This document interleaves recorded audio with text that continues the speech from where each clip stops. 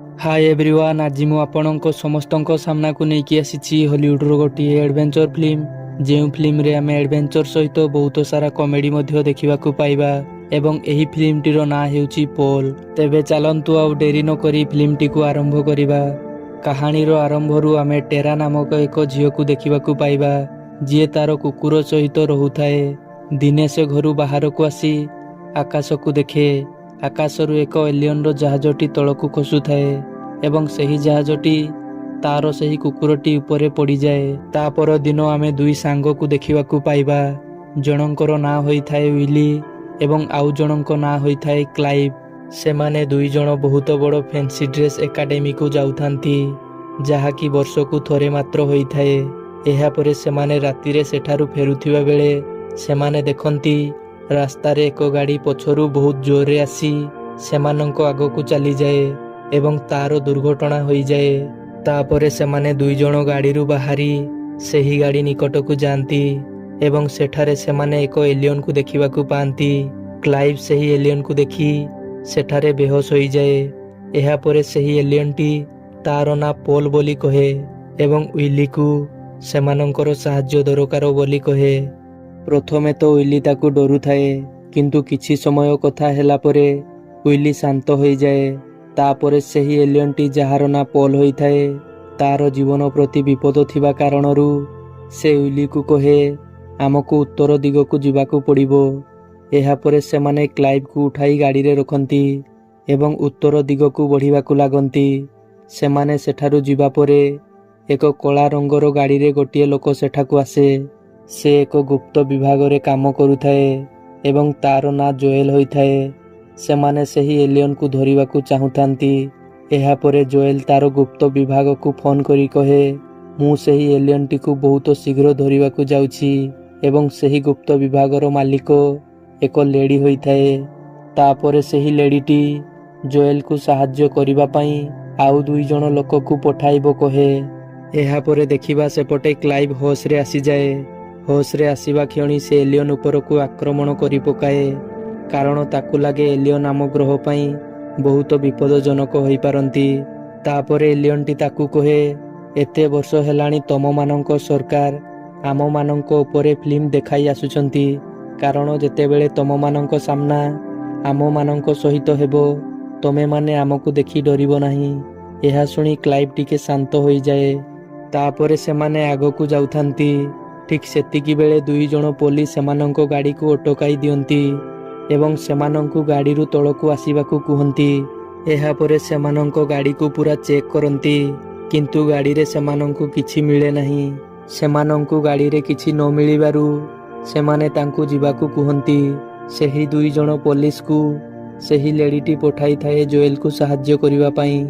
एहा परे विली एवं क्लाइव को लागे एलियन टी भय रे सेठारु कुआडे पळाई गला किंतु एलियन टी किछि समय उपरे सेमानंको सामना को आसी जाए।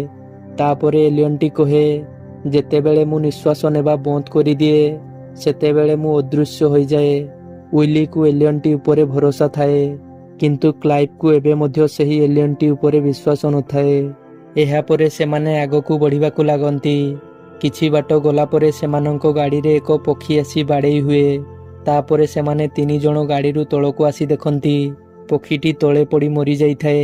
एहा परे सही एलियन टी सही पक्षीटी को तळु निज हाथ रे उठाई निजर शक्ति द्वारा सही पक्षीटी को जीवित करी दिए। पक्षीटी जीवित होई जिबा देखी विली एवं क्लाइव बहुत खुशी होई जानती। किछि समय परे सही पक्षीटी को एलियन टी खाई दिए कारण से बहुत दिनरु भोकिला थाए। तापरे पुणी सेमाने सेठारु आगकू बढ़िबाकू लागंती। एहा परे सेमाने एक पार्क रे जाई पहुंचंती जेउठारे सेमानंकु सेमानंकर सही गाड़ीटी रखिबाकू सुविधा थाए। सही पार्कटी को रूथ नामक एक झियो एवं तारो बापा चलाउथांती। रूथ एक अजब देखा जाउथिबा चश्मा पिंधि थाए कारण तारो गोटिए आखि खराब होई जाई थाए। एहा परे रूथ सेठारे रहिबा पई किछि पैसा सहित क्लाइव रो पासपोर्टटी नै थाए। ता पर दिन जेतेबेले रूथ सेमानंको पाखकू आसे से सही एलियन टी को देखि निए एवं सेठारे से बेहोश होई जाए। तापरे विली एवं क्लाइव सेठारे बहुत रागी जानती। रूथ सेठारे एलियन टी को देखि नै थिबा कारणरू विली एवं क्लाइव रूथ को सेठारु नै जिबाकू चाहुथांती। तापरे एलियन क्लाइव रो पासपोर्ट टी को आनिबा पई रूथ रो घर भीतर को जाए ସେଠାରେ ରୁଥର ବାପା ତାକୁ ଦେଖି ନିଅନ୍ତି ଏବଂ ବନ୍ଧୁକ ନେଇ ମାରିବାକୁ ଗୋଡ଼ାନ୍ତି। ତାପରେ ସେ କୌଣସି ପ୍ରକାର ଗାଡ଼ି ମଧ୍ୟକୁ ଆସିଯାଏ। ଏହାପରେ ଏକ ପେପର ସେହି ଗାଡ଼ିରୁ ବାହାରି ତଳେ ପଡ଼େ, ଯାହାକି ସେହି ଏଲିଅନ୍ଟିର ଡ୍ରଇଂ ହୋଇଥାଏ, ଯାହାକୁ ୱିଲି ବନାଇଥାଏ। ତାପରେ ରୁଥର ବାପା ପୋଲିସକୁ ଫୋନ୍ କରନ୍ତି। ଏହାପରେ ସେଠାକୁ ସେହି ଏଜେଣ୍ଟ ଏବଂ ତାର 2 ସାଥୀ ଆସିଯାଆନ୍ତି। ତାପରେ ସେଠାରେ ସେମାନଙ୍କୁ ସେହି ଏଲିଅନ୍ଟିର ଡ୍ରଇଂ ମିଳିଯାଏ। ଏହାପରେ ସେମାନେ ଜାଣିପାରନ୍ତି କି ୱିଲି ଏବଂ କ୍ଲାଇଭ୍ ସେମାନଙ୍କ ଗାଡ଼ିରେ ଏଠାକୁ ଆସିଥିଲେ। ସେମାନଙ୍କ ସହିତ ଏକ ଏଲିଅନ୍ ମଧ୍ୟ ଅଛି ଏବଂ ଏହି ଲୋକଟିର ଝିଅ ମଧ୍ୟ ସେମାନଙ୍କ ସହିତ ଅଛି। ତାପରେ ଗାଡ଼ିରେ ରୁଥକୁ ହୋସ୍ ଆସିଯାଏ। ସେ ସେଠାରେ ଭୟରେ ଚିଲ୍ଲାଇବା ଆରମ୍ଭ କରିଦିଏ। ଏହାପରେ ଏଲିଅନ୍ଟି ରୁଥର ମୁଣ୍ଡରେ ନିଜର ହାତଟି ରଖେ ଏବଂ ତାକୁ ତାର କିଛି ଶକ୍ତି ଦିଏ। ତାପରେ ରୁଥ୍ ଗାଡ଼ିରୁ ବାହାରି ଚାଲିଯାଏ।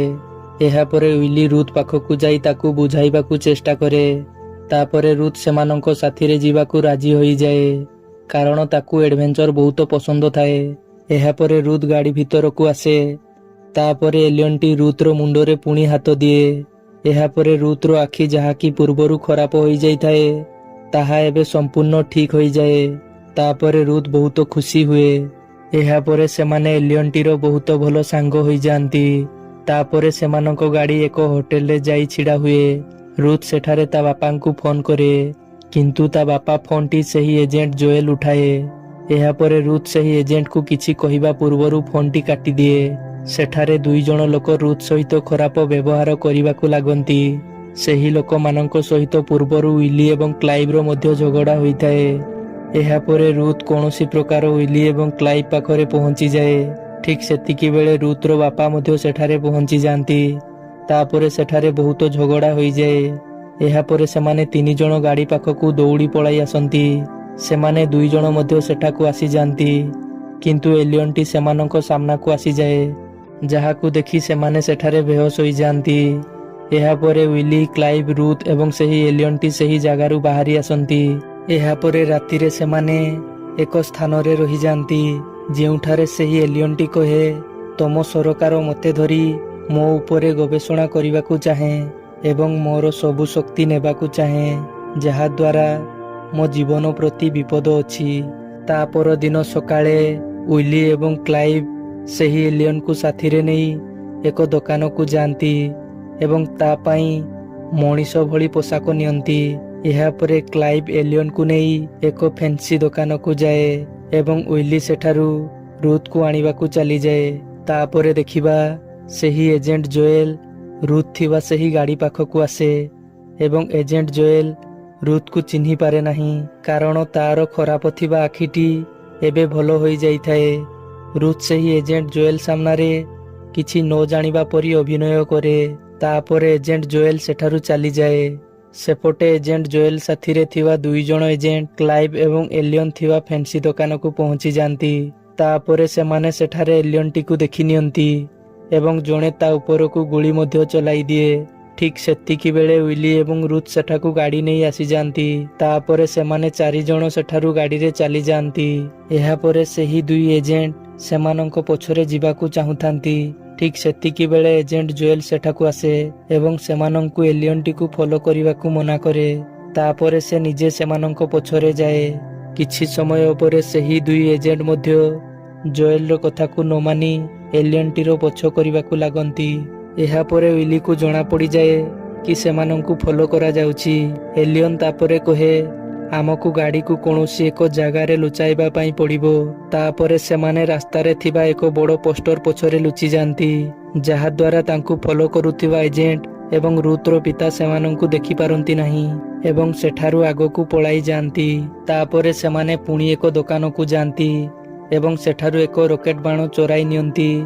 ଏହାପରେ ସେହି ଦୋକାନର ମାଲିକ ପୋଲିସକୁ ଫୋନ୍ କରେ ଏବଂ ପୁଣି ଥରେ ଏଜେଣ୍ଟ ଜାଣିପାରେ କି ସେମାନେ କେଉଁ ପଟେ ଯାଇଛନ୍ତି। ତାପରେ ୱିଲି ଏଲିଅନ୍ଟି କହିବା ମୁତାବକ ଏକ ଘରକୁ ନେଇଯାଏ ଏବଂ ସେହି ଘରଟି ହୋଇଥାଏ ଏକ ବୁଢ଼ୀର, ଯାହାର ନାଁ ଟେରା ହୋଇଥାଏ।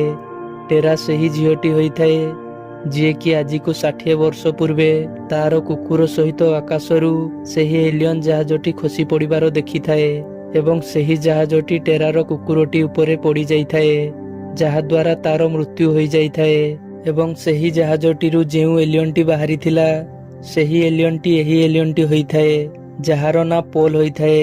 ଟେରା ଏହି କାହାଣୀଟି ବହୁତ ଲୋକଙ୍କୁ ଶୁଣାଇଥାଏ, କିନ୍ତୁ କେହି ବି ତାର ସେହି କାହାଣୀ ଉପରେ ବିଶ୍ୱାସ କରିନଥାନ୍ତି। ଆଜି 60 ବର୍ଷ ପରେ ଟେରା ବୁଢ଼ୀ ହୋଇଯାଇଥାଏ।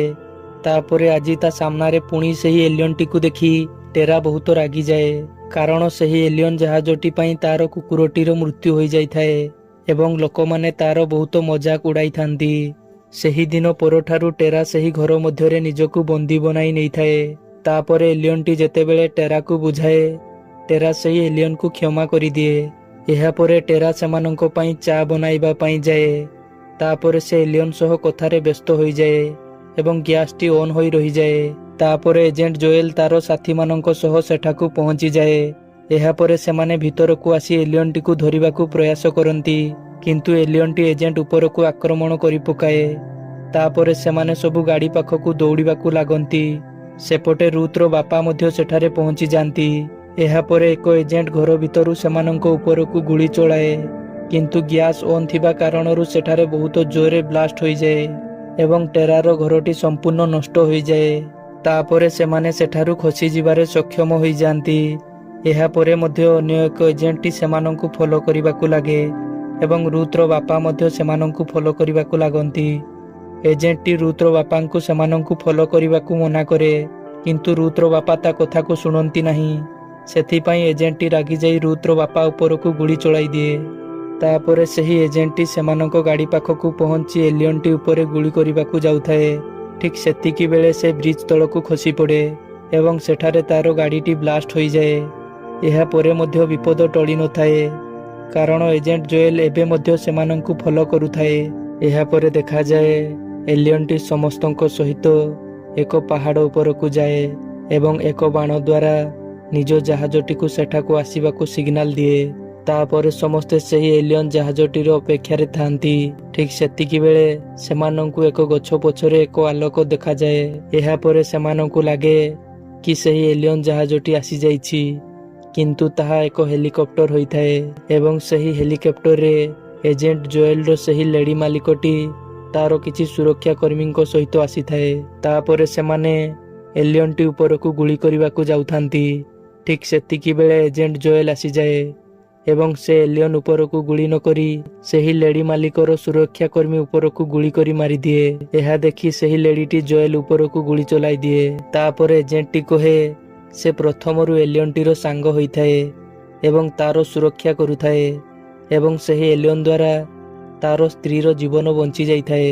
ତାପରେ ଯେତେବେଳେ ସମସ୍ତଙ୍କୁ ଏହି କଥାଟି ଜଣାପଡ଼ିଯାଏ, ସେମାନେ ସବୁ ସେହି ଏଲିଅନ୍ଟିକୁ ରକ୍ଷା କରିବାକୁ ଆଗେଇ ଆସନ୍ତି ଏବଂ ସେହି ଲେଡି ସହିତ ଲଢ଼େଇ କରିବାକୁ ଲାଗନ୍ତି। ଏହାପରେ ଟେରା ସେହି ଲେଡିଟିକୁ ଏକ ମୁଥା ମାରେ, ଯାହାଦ୍ୱାରା ସେ ସେଠାରେ ବେହୋସ ହୋଇଯାଏ। କିଛି ସମୟ ପରେ ରୁଥର ପିତା ମଧ୍ୟ ସେଠାକୁ ଆସିଯାଆନ୍ତି। ରୁଥର ପିତାଙ୍କୁ ଲାଗୁଥାଏ କି ଏଲିଅନ୍ଟି ତାଙ୍କ ଝିଅକୁ ଉଠାଇ ନେଇ ଆସିଥାଏ। ତାପରେ ସେ ସେହି ଏଲିଅନ୍ଟି ଉପରକୁ ଗୁଳି ଚଲାଇ ଦିଅନ୍ତି, କିନ୍ତୁ ଠିକ୍ ସେତିକି ବେଳେ ୱିଲି ସାମ୍ନାକୁ ଆସିଯାଏ ଏବଂ ଗୁଳିଟି ୱିଲିକୁ ଲାଗିଯାଏ। ଏହାପରେ ଏଲିଅନ୍ଟି ୱିଲିକୁ ନିଜର ଶକ୍ତି ଦ୍ୱାରା ବଞ୍ଚାଇ ଦିଏ। ତାପରେ ସେହି ଏଲିଅନ୍ଟି ସେଠାରେ ବେହୋସ ହୋଇଯାଏ। ଏଲିଅନ୍ଟିକୁ ଜଣାଥାଏ ଯେ ସେ ସେଭଳି କରିବା ଦ୍ୱାରା ତାର ଜୀବନ ପ୍ରତି ବିପଦ ଅଛି। ଏହାପରେ ମଧ୍ୟ ସେ ୱିଲିକୁ ତାର ଶକ୍ତି ଦ୍ୱାରା ବଞ୍ଚାଇ ଦିଏ। ତାପରେ ସମସ୍ତଙ୍କୁ ଲାଗେ ଏଲିଅନ୍ଟିର ମୃତ୍ୟୁ ହୋଇଯାଇଛି, କିନ୍ତୁ ସେ କିଛି ସମୟ ପରେ ଉଠି ପଡ଼େ, ଯାହାକୁ ଦେଖି ରୁଥର ବାପା ଆଶ୍ଚର୍ଯ୍ୟ ସହିତ ବହୁତ ଖୁସି ହୋଇଯାଆନ୍ତି। ସେପଟେ ସେହି ଏଜେଣ୍ଟ ଜୋଏଲର ମାଲିକ ଉଠି ପଡ଼େ ଏବଂ ତା ହାତରେ ଏକ ବନ୍ଧୁକ ମଧ୍ୟ ଥାଏ। ସେ ସେମାନଙ୍କୁ ମାରିବା ପୂର୍ବରୁ ଏଲିଅନ୍ ଜାହାଜଟି ତା ଉପରେ ଆସିଯାଏ ଏବଂ ସେଠାରେ ତାର ମୃତ୍ୟୁ ହୋଇଯାଏ। ଏହାପରେ ଏଲିଅନ୍ଟି ସମସ୍ତଙ୍କୁ ବିଦାୟ ଜଣାଏ ଏବଂ ସମସ୍ତେ ବହୁତ ମନ ଦୁଃଖରେ ଥାନ୍ତି, କାରଣ ପୋଲର ଯିବାର ସମୟ ଆସିଯାଇଥାଏ। ତାପରେ ଏଲିଅନ୍ଟି ଟେରାକୁ କହେ, ମୋ ପାଇଁ ତମ ଜୀବନ ନଷ୍ଟ ହୋଇଛି, ତେଣୁ ମୁଁ ଚାହୁଁଛି ତମେ ମୋ ସହିତ ଆମ ଗ୍ରହକୁ ଚାଲ, ଯେଉଁଠାରେ ମୁଁ ତମକୁ ଏକ ନୂଆ ଜୀବନ ଦେବି। ଟେରା ମଧ୍ୟ ଏଲିଅନ୍ଟି ସହିତ ଯିବାକୁ ରାଜି ହୋଇଯାଏ। ତାପରେ ସେ ଟେରାକୁ ନେଇ ସେହି ଜାହାଜଟିରେ ନିଜ ଗ୍ରହକୁ ଚାଲିଯାଏ ଏବଂ ଏହିଭଳି ଭାବରେ ଏହି କାହାଣୀଟି ଏହିଠାରେ ସମାପ୍ତ ହୋଇଯାଏ।